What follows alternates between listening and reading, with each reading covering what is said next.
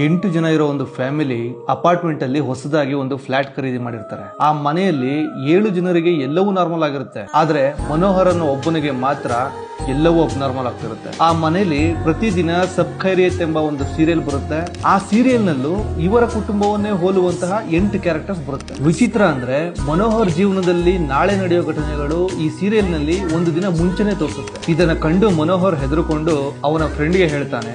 ತಕ್ಷಣಕ್ಕೆ ಅವನು ನಂಬಲ್ಲ, ಆದ್ರೆ ಹೋಗ್ತಾ ಹೋಗ್ತಾ ಗೊತ್ತಾಗುತ್ತೆ ಅವ್ರ ಮನೆಯಲ್ಲಿರೋ ಟಿವಿಯಲ್ಲಿ 8 ಆತ್ಮಗಳು ಸೇರ್ಕೊಂಡಿವೆ ಅಂತ. ಈ 8 ಆತ್ಮಗಳು ಯಾರ ಮೇಲೋ ರಿವೆಂಜ್ ತೀರ್ಸ್ಕೊಳ್ಳೋಕೆ ಟಿವಿ ಸೇರ್ಕೊಂಡಿವೆ.